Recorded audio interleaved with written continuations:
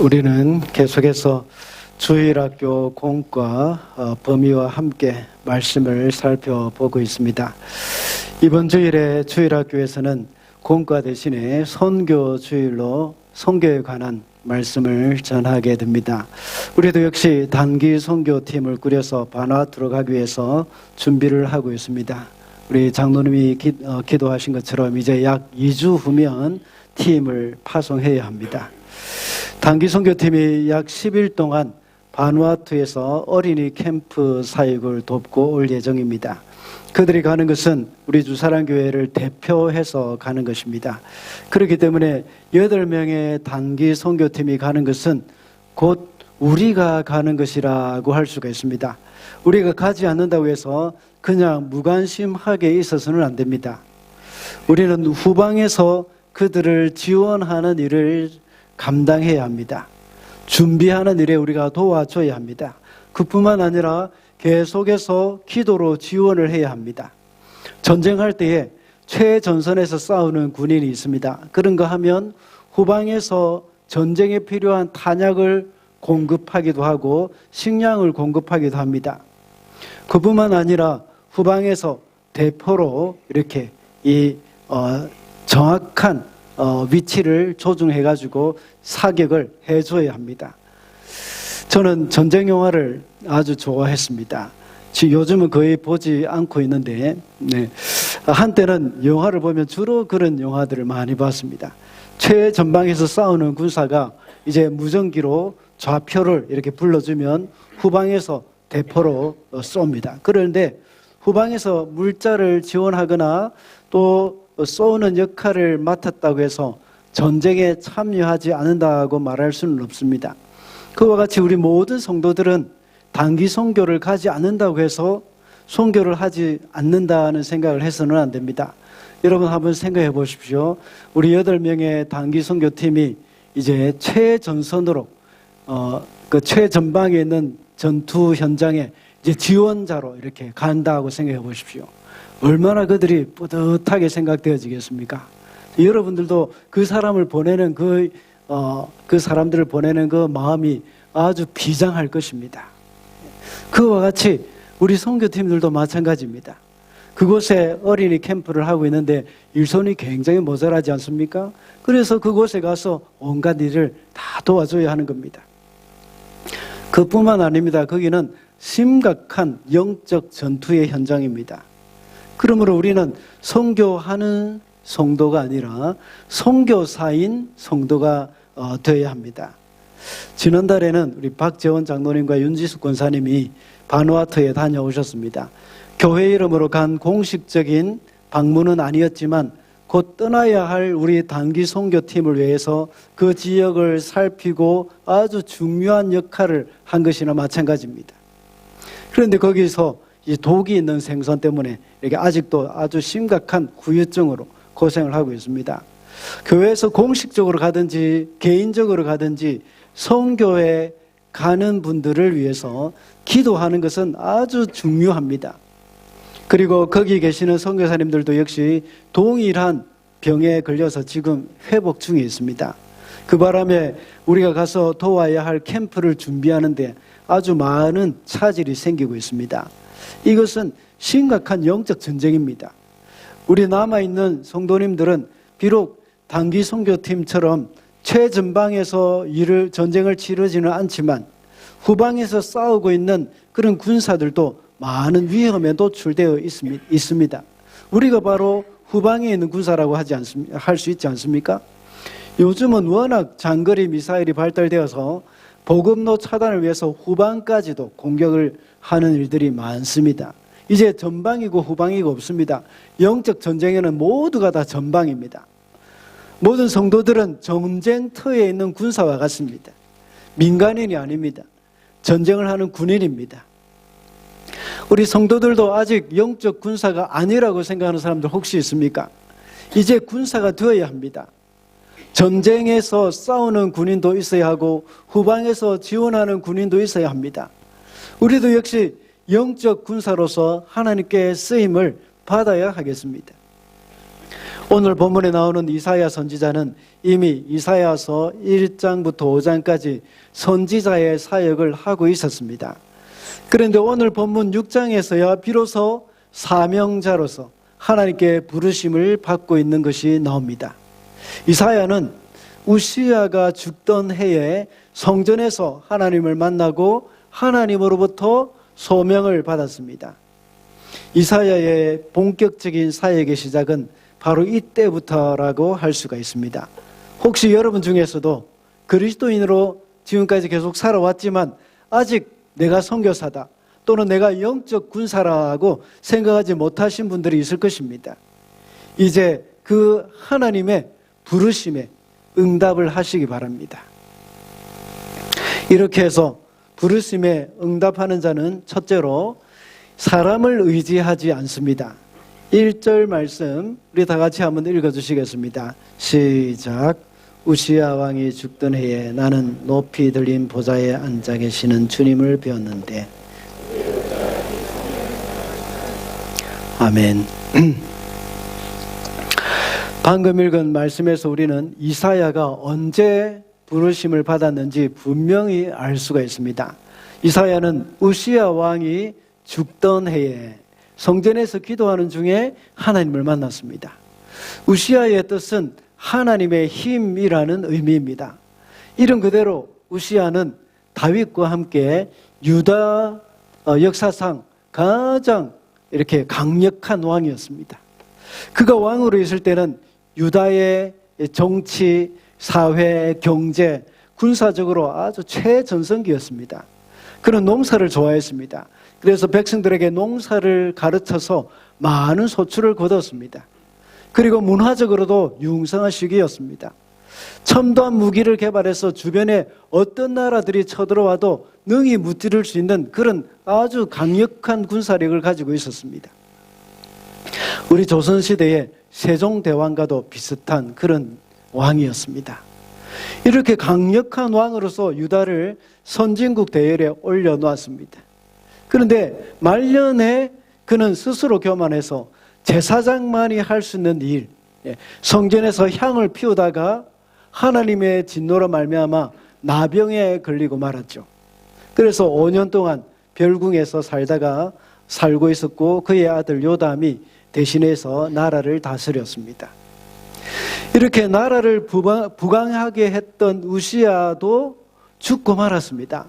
지금까지 이사야의 마음에는 누구를 의지했겠습니까? 우시야 왕을 의지했을 것입니다. 그는 하나님의 선지자였지만 알게 모르게 그 마음에 우시야가 유다를 지킨다는 생각을 했을 것입니다. 우시야는 유다를 52년간 통치했습니다. 대부분의 유다 백성들은 우시야가 절대적이었습니다. 제가 초등학교 다닐 때에 박정희 대통령이 죽었다는 소식을 들은 적이 있습니다. 그래서 수업을 하다가 갑자기 전교생이 다 운동장에 모여가지고 교장 선생님의 그 훈화를 들었던 적이 있습니다. 그때 교장 선생님의 모습이 참 기억에 남습니다. 교장 선생님께서는 박정희 대통령께서 돌아가셨다고 말을 하면서 우셨습니다. 눈물을 흘렸습니다. 그런 그때 저는 어릴 때였기 때문에 대통령이 죽었는데 왜 교장 선생님이 우시나, 뭐 대통령이 어떤 친척이나 되시나 하는 이런 생각을 갖고 있었습니다. 그리고 또 우리 교장 선생님뿐만 아니었습니다. 제가 청년이 되었을 때에 대학부 리더십 특강을 할 때였는데 우리 선배님이 오셔서 강의를 하면서 나는 박정희 대통령이 돌아가셨을 때 나는 울었습니다 하는 그런 말을 하는 거예요. 그 선배님은 박정희 대통령이 돌아가실 그때는 중학생이었습니다. 그런데 이분이 박정희 대통령 돌아가셨을 때 울었구나 하는 생각을 하면서 이 어떤 한 대통령, 왕이나 대통령 또는 한 나라의 지도자의 역할이 이렇게 크다 하는 것을 이제 깨닫게 되었습니다. 그 한 나라의 지도자의 영향이 이렇게 크다는 것입니다. 많은 사람들에게 많은 영향을 끼치는 겁니다. 아마 이사야도 다르지 않았을 것입니다. 우시야는 52년 동안 유다를 다스리면서 유다를 부강한 나라로 만들었습니다. 선진국 대열에 올려놓았습니다. 그런 왕이 죽었다는 소식을 들었을 때에 아마 백성들의 마음은 굉장히 상실감이 컸을 것입니다. 더군다나 이사야는 귀족 출신으로서 왕궁을 드나들면서 하나님의 뜻을 전했던 선지자였습니다. 그러니 그에게 있어서는 우시야의 죽음은 더욱더 충격적이었을 것입니다. 이제 우시야 왕이 죽고 없다고 할 때 유다의 희망은 이제 더 이상 우시야에게 있지 않고 하나님께로 향하기 시작했던 겁니다. 이사야도 역시 하나님만 바라볼 수밖에 없는 상황이 되었습니다. 이사야가 의지하고 믿고 있던 그 우시야는 죽고 말았습니다. 이제 이사야는 절망 가운데서 성전에 와서 하나님께 기도를 하고 있는 것입니다. 이 나라를 어찌할 것인가 걱정을 하면서 하나님께 기도하는 이사야였습니다. 그때 하나님은 이사야를 만나 주셨고 또한 소명을 주셨습니다. 이렇게 이사야가 하나님을 바라보고 하나님을 의지하게 된 것은 우시야 왕이 죽었기 때문입니다. 이사야가 계속해서 신뢰하고 있었던 그 우시야 왕은 연약한 사람일 뿐입니다. 그가 비록 강력한 리더십을 가지고 있었다고 해도 그는 하나님 앞에서 교만하고 나병이 날 그런 정도로 연약한 사람입니다. 그렇게 나병 환자가 되었을 뿐만 아니라 그의 생명도 유한한 인생에 불과한 것이죠. 이사야 마음속에 있는 그 우시야가 죽어야 하나님을 보고 하나님을 의지할 수가 있습니다. 우리의 삶에 있어서도 역시 우리 마음에 누구를 왕으로 모시고 있느냐 하는 것이 중요합니다. 우시야와 같은 강력한 리더십을 가진 그 왕을 의지하지 않고 하나님만 의지하는 사람이 될 때에 올바른 사명자가 될 수가 있습니다. 우리 가운데 우시야뿐만 아닙니다. 우리 가운데 우시야는 또 리더십이 있는 강력한 통치자나 지도자뿐만 아니라 우리 가운데 우시야는 돈일 수도 있고요, 권력일 수도 있습니다. 우리의 명예일 수도 있고 학벌일 수도 있습니다. 이것이 우리의 우시야가 될 수가 있습니다. 이것이 죽어야 우리가 하나님을 섬기고 신뢰할 수가 있고 하나님 앞에 나아갈 수가 있는 겁니다. 저와 여러분의 마음속에 아직도 하나님이 왕이 아니라 다른 것이 왕으로 살아있다면 그것을 죽여야 합니다.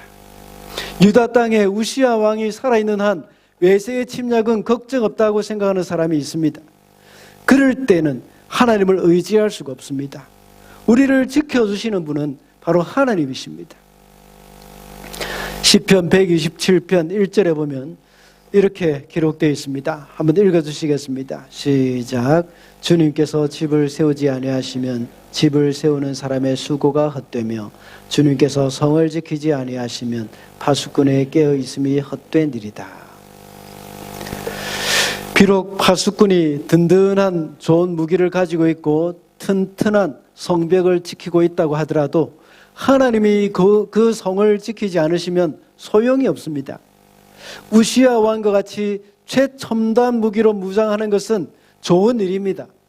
그러나 더 중요한 것은 하나님이 지켜주셔야 한다는 사실입니다. 위대한 왕이나 지도자가 나라를 다스리고 나라를 바로 세우는 것은 아주 중요한 일입니다. 그러나 하나님이 그 나라를 세우지 아니하시면 아무 소용이 없다는 사실을 우리는 잊어서는 안 됩니다. 우리가 하나님의 일을 한다고 하는 그런 사람입니다. 그런 사람이 사람을 의지하는 경우가 정말 많습니다. 무슨 일만 생기면 하나님보다 도와줄 사람을 먼저 찾는다면 진정한 사명자라고 할 수가 없습니다.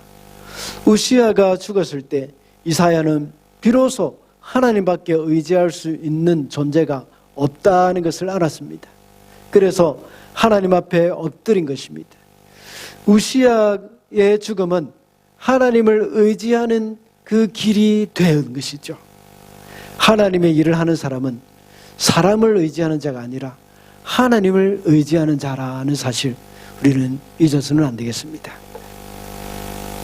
둘째로 부르심에 응답하는 자는 자신의 연약함을 아는 사람입니다. 5절 말씀 우리 다 같이 한 목소리로 읽어주시겠습니다. 시작.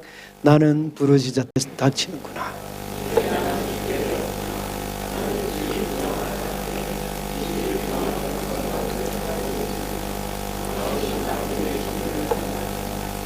아멘. 오늘 본문 1절부터 4절까지는 이사야가 성전에서 하나님을 본 것과 천사들이 주님을 찬양하고 있는 것을 묘사해 놓고 있습니다. 그런데 이사야는 자신이 죽게 되었다고 말하고 있습니다. 하나님 앞에 설 때에 자신의 부족한 모습이 드러난 것입니다. 또한 죄악이 드러난 것입니다. 이사야는 자신의 입술이 부정한 자신은 입술이 부정한 자라는 것을 말했습니다. 그리고 입술이 부정한 백성 중에 있는 자다고 말을 합니다. 그 가운데서 만군의 하나님을 배웠다고 말을 하고 있죠. 천사들이 그때에 부집개로 들고 와서 제단에 타고 있는 숯불을 가져다가 이사야의 입에 대어줬습니다. 그렇게 하고는 깨끗하게 되어졌다고 선언을 해 주었습니다. 이사야는 이러한 고백에서는 두 가지 연약함을 알 수가 있습니다. 그 중에 한 가지는 선지자는 말로 하나님의 뜻을 전하는 일에 주된 임무를 가진 사람이죠. 그런데 입이 부정하다면 선지자로서의 역할을 하기가 어렵습니다. 그는 자신이 지금 하고 있는 선지자로서의 사명을 감당하기에 적합하지 않다는 것을 말하고 있는 것이죠. 그런데 하나님은 천사를 통해서 그의 입술을 정하게 해주심으로 그 일을 감당하게 해주십니다. 두 번째로 이사야의 연약함은 그의 죄악입니다. 이사야가 지금 성전 안에 있고 성전의 뜰에 있는 번제단에는 불이 타오르고 있습니다. 7절에 보면 그 타오르는 불 속에 있는 숯을 천사가 가져와서 이사야의 입술에 대면서 이사야의 악이 제해졌다고 말하면서 죄가 사해졌다는 말을 하고 있습니다. 자신의 연약함과 죄를 고백하는 자에게 하나님의 용서와 은총이 나타나는 장면입니다. 죄의 문제를 해결해 주신다는 것이죠. 이사야가 이렇게 자신의 연약함의 문제를 심각하게 여기고 죽게 되었다고 말씀을 하고 있습니다. 이렇게 고백하게 되는 것은 그가 하나님을 배웠기 때문입니다. 그 누구도 거룩하신 하나님 앞에서는 죄가 없다고 할 수 없을 것입니다. 그리고 죄가 있는 상황 가운데서 하나님을 뵙게 될 때는 다 죽게 된다는 것을 그때 사람들은 다 믿고 있었습니다. 우리도 날마다 주님 앞에 서는 삶을 살아야 합니다. 주님 앞에서 우리의 삶을 돌아보아야 합니다. 우리가 주님 앞에 설 수 있는 방법이 무엇입니까? 물론 이사야와 같이 하나님께서 높으신 보좌에 앉아서 천사의 찬양을 받으시는 것을 볼 수 있으면 얼마나 좋겠습니까? 하나님의 임재 앞에 있다면 항상 그 하나님의 임재를 이사야와 같이 깊이 느낄 수 있으면 얼마나 좋겠습니까? 그러나 하나님은 그런 방법보다는 우리에게 하나님의 말씀, 성경을 주셨습니다. 날마다 하나님의 말씀을 묵상하고 그 말씀 앞에 우리 스스로를 비추어 봐야 합니다. 우리의 연약함과 우리의 부족함, 그리고 우리의 죄를 깨달아야 하는 겁니다. 무엇을 통해서요? 하나님의 말씀을 통해서 그렇습니다. 그럴 때에 우리의 죄의 문제가 해결이 될 수가 있습니다. 그런데 자기 자신이 이사야가 아니라 우시아인 사람도 있습니다. 이 사람은 자신의 연약함을 보지 못하고 있는 사람들이죠. 우시아는 교만해서 하나님이 정해주신 제사장의 권한을 침범한 사람입니다.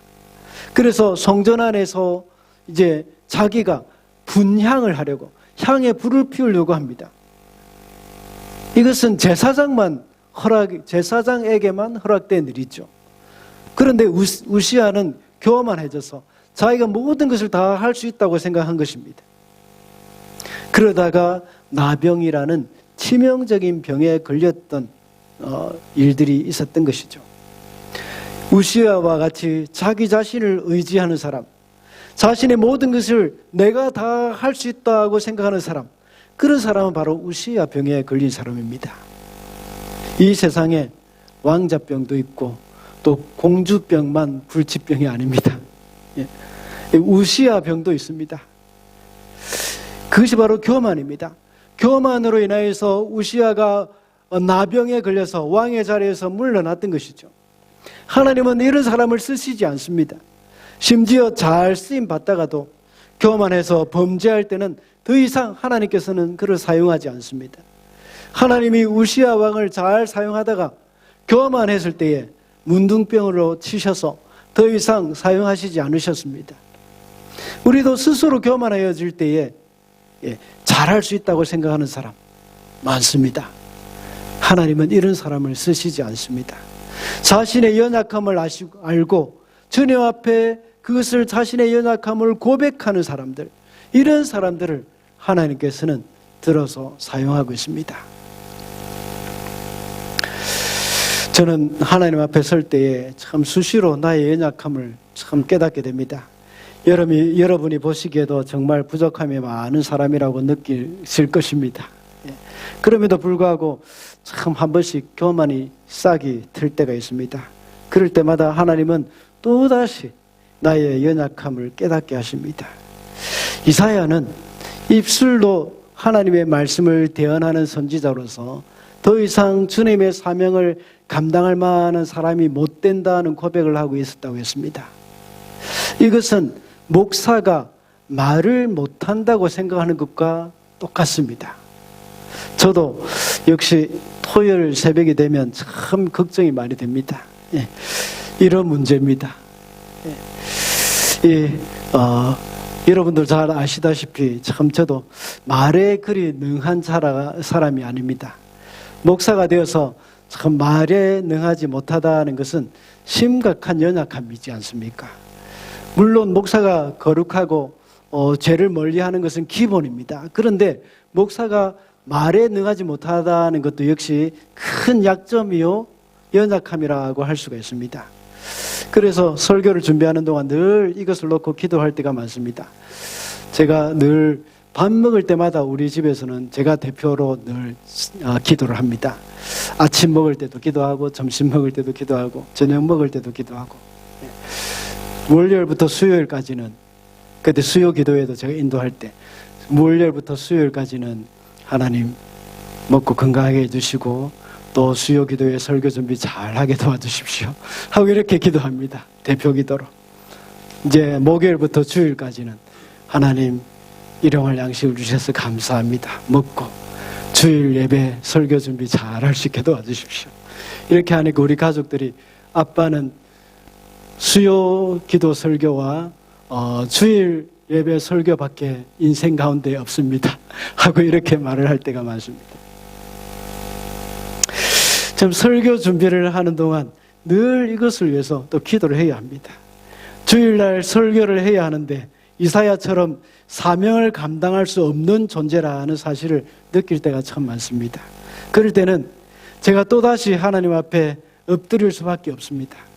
그러면 하나님은 다시 용기를 주시고 또 새 힘을 주실 때가 참 많습니다. 그래서 제단의 숯불로 입술을 깨끗하게 하듯이 우리의 연약함을 주님의 은혜로 채워가야 합니다. 아마 저뿐만이 아닐 것입니다. 주님 앞에서 자신을 발견했을 때 우리는 사명을 감당할 수 없는 존재라는 사실을 깨닫게 됩니다. 우리 안에 우시아가 죽어야 한다고 했습니다. 우리 안에 우시아를 죽이기 위해서는 어떻게 하면 좋겠습니까? 이사야처럼 해야 합니다. 날마다 하나님 앞에 서야 합니다. 하나님의 그 거룩하심과 하나님의 완전하심 앞에 나를 비추어 볼 때에 나의 연약함과 나의 죄악이 발견하게 됩니다. 그래서 날마다 말씀을 묵상하면서 그 말씀 앞에 나 스스로를 비추어 봐야 하겠습니다. 그 말씀이 나의 연약함을 깨닫게 해주시고 주님의 은혜 가운데 우리의 죄를 보게 해 주십니다. 그럴 때 더욱 겸손하게 하나님을 의지할 수밖에 없다는 것을 알게 해 줄 것입니다. 마지막으로 부르심에 응답하는 자는 자원하는 사람입니다. 8절 말씀입니다. 우리 다 같이 읽어보겠습니다. 시작. 그때 나는 주님께서 말씀하시는 음성을 들었다. 내가 누구를 보낼까? 누가 우리를 대신하여 갈 것인가? 내가 아뢰었다. 제가 여기에 있습니다. 저를 보내어 주십시오. 이사야의 죄가 사해졌을 때에 그는 하나님의 음성을 들었습니다. 누구를 보낼까라고 하시는 그 하나님의 근심 어린 음성이었습니다. 하나님은 이사야에게 내가 너를 보낸다라고 직접 말씀하시지 않았습니다. 그냥 내가 누구를 보낼까? 누가 우리를 대신하여 갈 것인가? 라고 말씀하셨습니다. 이 말씀을 들은 이사야는 자원해서 가겠다고 했습니다. 그가 그렇게 말한 것은 하나님의 마음을 알았기 때문입니다. 범죄한 유다를 향해서 안타까워하시는 그 하나님의 마음을 알았던 이사야는 자원할 수밖에 없었던 것입니다. 그래서 이사야는 하나님, 제가 여기 있습니다. 저를 보내주십시오. 이렇게 대답한 것이죠. 이와 같이 헌신은 자원하는 마음으로 하는 것입니다. 부르심에 응답하는 사람은 두 종류가 있습니다. 요나와 같이 억지로나 마지못해 순종하는 경우도 있습니다. 그러나 이사야와 같이 자원하는 사람도 있습니다. 예수님도 역시 자원해서 이 땅에 오셨고 자원해서 십자가를 지셨습니다. 하나님의 마음을 아셨기 때문입니다. 어떻게 하면 이렇게 자원하는 마음을 가질 수 있을까요? 그것은 하나님의 마음을 알 때 가능한 일이라고 했습니다. 우리가 하나님의 마음을 안다는 것이 얼마나 존귀한 일인지 모릅니다. 하나님은 당신과 마음을 나눌 수 있는 사람을 찾고 계십니다. 하나님의 마음에 합한 사람이 누구입니까? 바로 하나님의 마음을 가진 사람입니다. 하나님이 다윗을 향해서 내 마음에 합한 자라 하고 말씀을 하신 것은 하나님의 마음을 가진 사람이었기 때문입니다. 그래서 골리앗이 하나님의 백성을 향해서 욕을 하고 저주를 할 때에 다윗은 참을 수가 없었던 것이죠. 그리고 자신을 죽이려고 미친 개와 같이 날뛰던 그 사울을 향해서도 역시 불쌍히 여기는 마음이 있었던 것입니다. 사울이 죽었다는 소식을 듣고 얼마나 슬퍼했는지 모릅니다. 자신의 원수가 죽었다고 해서 아주 잔치를 벌인 것이 아니었습니다.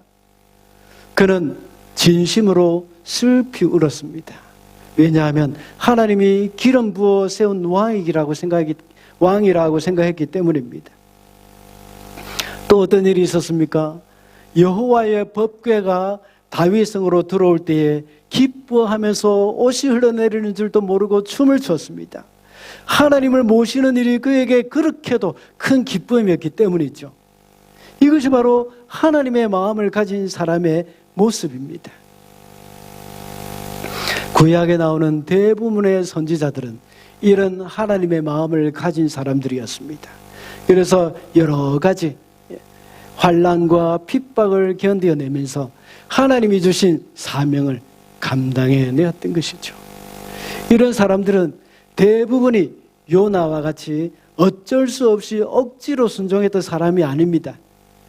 자원에서 고난의 길을 걸었고 자원에서 불편한 삶을 살았습니다. 이사야와 같은 구약의 선지자들은 귀족의 신분으로 편안하게 삶을 살 수 있었습니다. 그러나 이사야는 많은 핍박을 견디면서 사명자의 길을 걸었습니다. 구약의 선지자들은 평범한 사람과 같이 살 수도 있었습니다.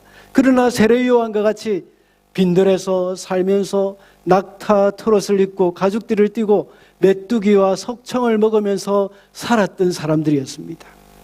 오늘날도 하나님의 마음을 가지고 자원하는 사람을 하나님께서는 찾고 계십니다. 주님을 알지 못하고 계속해서 죄에 빠져 있는 사람들을, 그런 사람들을 향한 하나님의 마음, 그 마음을 가지고 있는 사람들을 찾고 계십니다.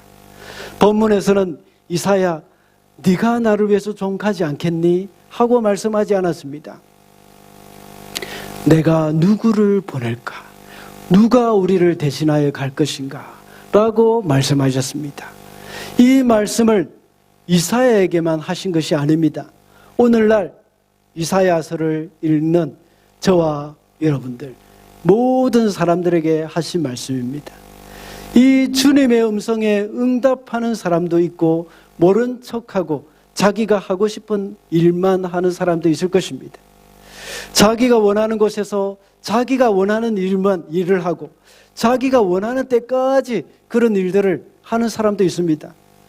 그러나 하나님의 마음을 가진 사람은 하나님의 이러한 음성에 응답하는 사람입니다. 하나님, 걱정하지 마세요. 제가 여기 있습니다. 제가 가겠습니다. 라고 응답하는 사람들입니다. 우리 성도들은 이런 주님의 마음을 알고 주님과 같은 마음을 가져야 합니다. 그래서 하나님의 부르심에 자원해서 응답하는 사람들이 되시기를 바랍니다. 앞으로 2주 후면 우리 교회 단기 선교사들이 바누아투로 떠나게 됩니다. 우리는 당연히 이 사람들을 위해서 기도를 하고 적극적으로 도와야 합니다. 그뿐만 아니라 우리의 일상의 삶에서도 역시 사명자 역할을 감당해야 합니다. 하나님은 여러분 각자의 삶의 터전으로 사명자로 보내십니다. 그곳에서 하나님께서 여러분 각 사람에게 주신 사명을 감당해 나가야 합니다. 가정에서, 사업장에서, 직장에서 여러분을 통해서 하나님의 나라가 확장이 되어야 합니다. 언젠가 우리 교회의 성도들이 참 저는 이런 소망을 갖고 있습니다. 국내 아우리치든지 국외 아우리치든지 모두가 다 단기 선교팀으로 갈 수 있으면 좋겠습니다. 그래서 주일날 우리 주사랑교회에서 이 자리에서 예배 안 하고 다 아우리치 팀 그 장소에서 다 예배하는 그런 날. 예. 그래서 흩어지는 교회가 한번 되어보면 참 좋겠다 하는 생각이 듭니다. 하나님은 지금도 우리를 부르고 계십니다. 내가 누구를 보낼까? 누가 우리를 대신하여 갈 것인가? 하고 말씀하시는 그 하나님의 마음을 한번 느껴보시기 바랍니다. 그래서 오늘은 응답하라 하나님의 사람이라는 제목으로 말씀을 살펴봤습니다. 하나님의 부르심에 주님 내가 여기 있사오니 나를 보내소서 하는 응답을 하시기를 바랍니다. 영적 전쟁은 후방이 없습니다. 우리의 삶의 모든 장소가 최전방입니다. 우리가 있는 장소에서 주님의 나라를 위해서 헌신을 해야 합니다. 그래서 사명자로서 우리는 하나님을 의지하지 않고 자기의 연약함을 알며 우리는 사람을 의지하지 않는다고 했죠. 하나님을 의지하지 않는 것이 아니라 사람을 의지하지 않고 하나님만 의지해야 합니다. 우리 자신의 연약함을 알고 자원하는 사람이 되어야 하겠습니다. 그래서 하나님의 부르심에 자원해서 응답하는 저와 여러분이 되시기를 바랍니다. 기도하겠습니다.